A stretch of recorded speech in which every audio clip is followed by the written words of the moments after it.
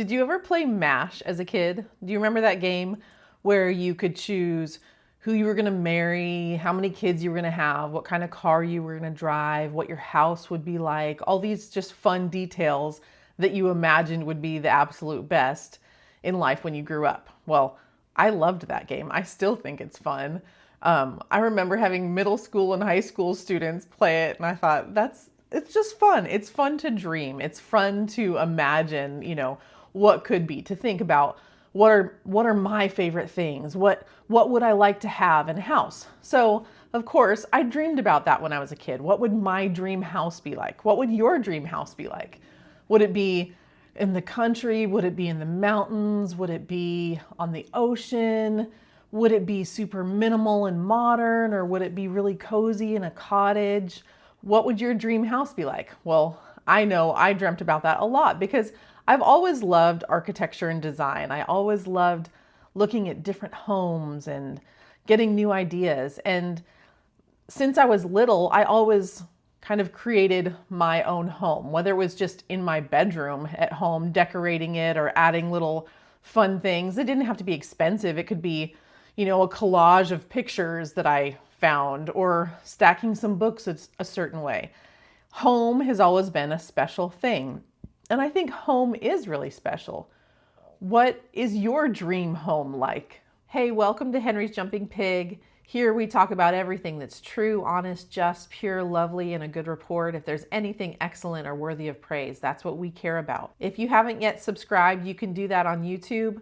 And we'd love to hear your thoughts and talk more about everything that God is doing that's good. Fast forward from when I was a kid to when I was a young adult. And when Ben and I got married, we lived in an apartment for a while. And then after a little bit, we started looking for homes. And in our area, there were literally only 3 homes even in our price range. 2 of them I hated.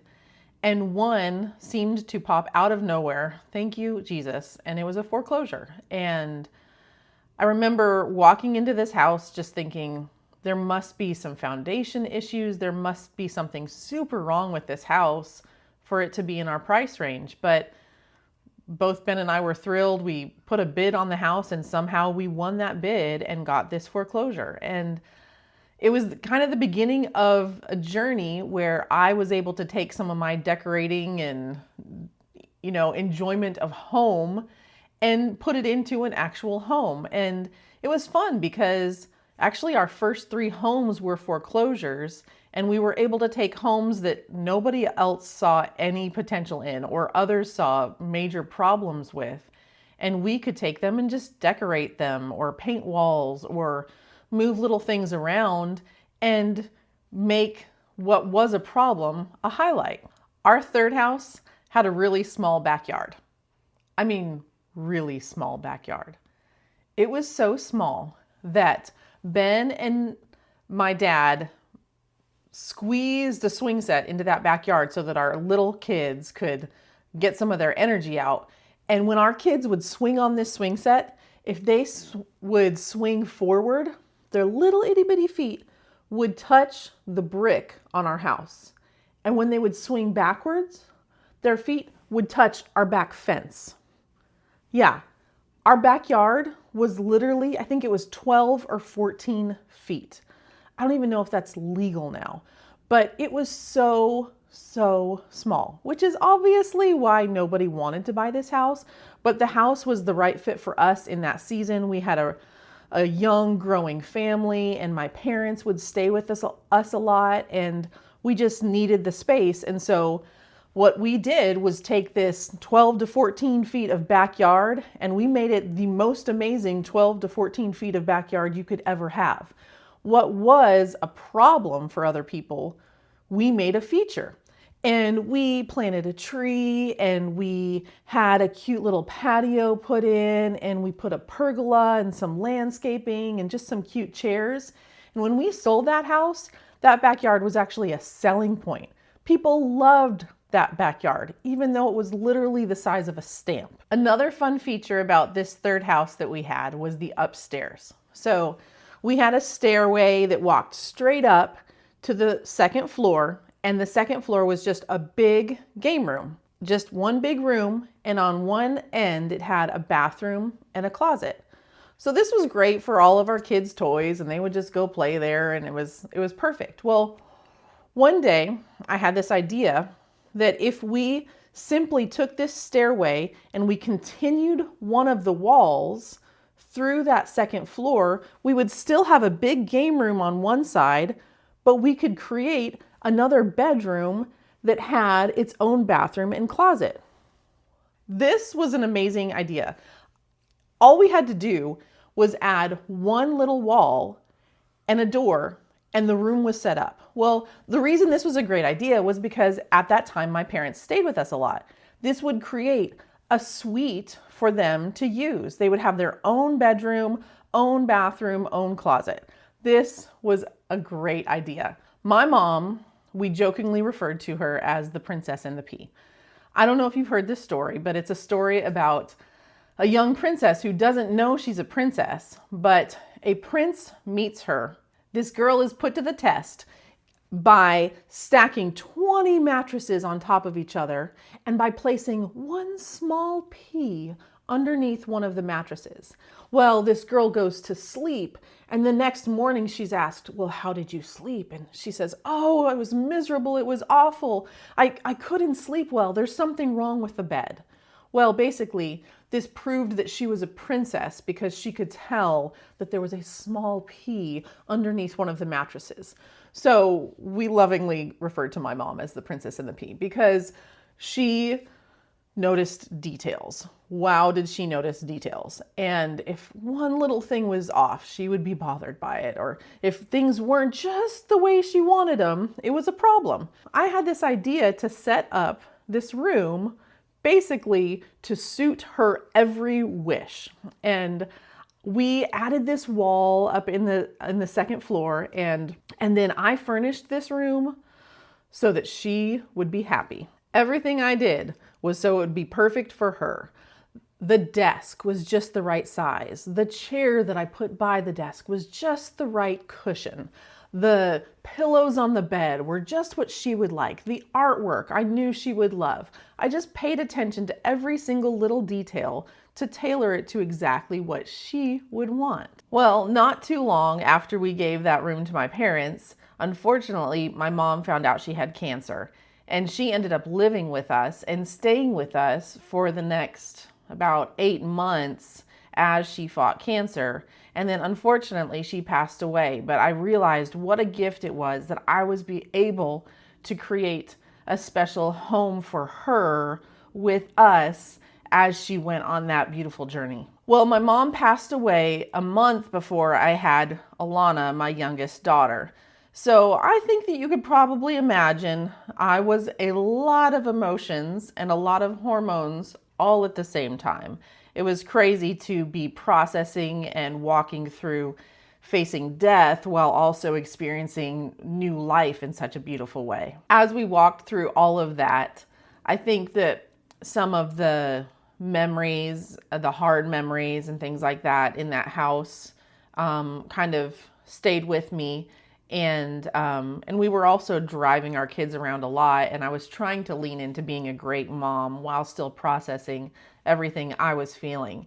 And so one of the things that we decided to do was try to move a little bit closer in to where everyone was and where all of the activities that we did were, so that I didn't spend so much time in the car. Because maybe if you would have asked my kids in that season where their home was, they might have said it was our car. We were just in the car a lot, and I didn't like that. So we started looking for a home that was a little bit closer to everything. And God knew everything I was walking through personally too. And in this season, He just showered me with some major blessings in a beautiful home that we were able to purchase from some of our friends who were wanting to move. And they wanted to move, but they didn't want to do some of the projects that would be associated with moving, because they had lived in that house for a long time, and they knew that they were going to probably want to update some things and do some work just to get that house on the market, but they really didn't want to do that. And it was kind of a win-win, because I preferred they not do those projects so that I could do them because I liked picking the wall color and the different details that we could pick in a house. God really just blessed us in our next home with a home that friends had lived in that was very special, that was a gift, honestly, that I just felt like God was saying, I love you. Come here and heal. If I'm honest, that house was my dream home. I loved that house. It had a little bit of land. We planted a bunch of trees. You could sit on the back porch and see the most beautiful sunsets. That house was full of life and love, and it will always have a really special place in my heart. But we don't live there anymore. So what happened? We lived in that house for about 3 years, and then our church had something we call a missional move. This was an incredible opportunity for us to serve one of the cities nearby where a lot of people lived and drove from to come to a different campus. And we had decided that we were going to serve that city by planting a campus there so that the people didn't have to drive so far. I was super excited about this, but one of the crazy things that happened as we were processing through all of this is we realized that my husband was a good fit for helping to launch that campus. We believed that one of the best ways that we could help launch that campus was by living in that city. As I thought about this, I thought, I don't know if that's what God is really doing, because the house that we were living in was such a special gift from God for us. I didn't know if I was supposed to let go of that and move on. And I had a hard time processing that. As I was processing if it was even the right thing for us to move, I was reminded of a story where David had been in a situation where he had said he didn't want to give an offering that was basically worthless to him. If he was going to do something that was of value, he wanted it to cost him something. He wasn't going to give an offering that didn't cost him something. It was that story that really helped me solidify the fact it was okay for us to move. It was okay for us to be a part of this mission and give something that was valuable that had been given to us. And it was in that moment that I knew, okay, yes, we're going to move, not because we want to move, but because we want to be a part of the mission. We want to be a part of what God is doing. And if we want to do that, I can give something that costs me something. And what was the most valuable thing in my life, that valuable possession in my life at that time? It was absolutely my house. In that missional move, I was able to say, okay, I'm not giving $1 million. I'm not giving other things, but I'm willing to move. I'm willing to give my dream house basically back to the Lord in order to follow him. Well, what do you know? God had a surprise for me. He had a gift for me in some revelation that I was going to get to receive through this whole process. And I want to read you a couple verses that set this up. 1 John 4:7, actually not 7. I'm going to start reading in verse 12. So no one has ever seen God, but if we love one another, God lives in us, and his love is made complete in us. This is how we know that we live in him and he in us. He has given us his Spirit, and we have seen and testify that the Father has sent his Son to be the Savior of the world. If anyone acknowledges that Jesus is the Son of God, God lives in them and they in God. And so we know and rely on the love God has for us. God is love. Whoever lives in love lives in God and God in them. In this passage, there are a whole bunch of verses that reference kind of this idea of we live in God and God lives in us if we love one another, if we acknowledge that Jesus Christ is Lord. I want you to think about that for a second. If somebody asked you, where do you live? You would give them your address and you say, oh, this is my house here. Well, here this is using this phrase that we live in God and he lives in us. There was this interesting flip that happened in my mind where I started to think about my home being in God and his home being in me. And think about that in the context we've been talking about of homes, of your dream home, whatever you imagine. Well, if my home is in God, my physical home is maybe just a reflection of that or an extension of that, but it's not something that I have to cling to super tightly. And the same thing is true. God's home is in me. I can actually be his dream home and everything that he created me to be. So this idea just started growing of my home is in him. And of course, we moved to another physical house, and I loved that house, and I decorated that house, and it was super fun. But somehow it wasn't as important in this sense of what is your dream home, which so many people can think of. Instead, I started thinking about, my dream home is in God. And I started imagining what was that like, thinking about how that felt and how I was as a dream home for God. So in a dream home, it's beautiful. It's amazing, right? It's everything that you imagine it would be, but who's the father of beauty? It's God. He's made the mountains. He's made majestic trees. He's made the rivers and the oceans, and he made everything that we look at and we have wonder and awe. So imagining a home in him, it would be beautiful. It would be something that you drive up to and you're in wonder and awe of. It would be something where the lights are on outside, they're welcoming, they're lighting the way. So as you walk towards the entry, you're feeling this excitement and this anticipation, and the lights are on, so it's welcoming you to come to the door. And then, there's a place for you. You're welcome.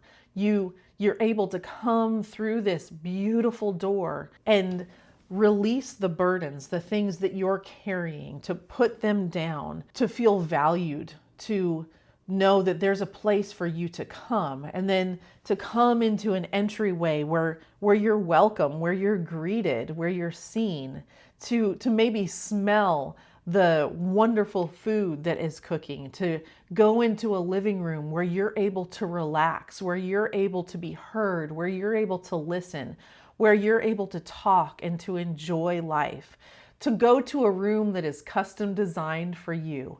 Everything that you would ever want in a room for you, just like that room for Millie that we made. It's a room that you would love, with the perfect pillows for you, with artwork that inspires you, with things that make you feel comfortable. This is a dream home, but this is a home that's really peace. It's really hope. It's comfort. It's joy. It's everything that you actually need. And it's everything that you dream of and hope for in God. And this idea has been an idea that's just sat with me for a while, and it's grown. And it doesn't mean that like the physical houses that we live in aren't important, but it means that my home, my dream home, is in God. And whether or not you can ever live in your dream home on earth, it doesn't really matter, because you can also have a dream home in God. There is a place for you. There is a place where you are seen and known and loved and comforted. And it's everything that you need. And my hope for you is that more than the physical things of this world, that you would see that there is a place for you, that God is your home, and that He can also find His home in you, and that you can be His dream home by being everything that He's made and called you to be. So this week, as we are in another missional move, which is just so amazing, my hope is that you would say yes to the things that God's inviting you to, because in those moments you get to learn and receive and grow in ways that change your life. They change your perspective. They change who you are. And that's a really good thing. Thank you for joining me at Henry's Jumping Pig. I know that God has good things for you, that He loves you, He sees you, He cares about you, and I look forward to seeing you again.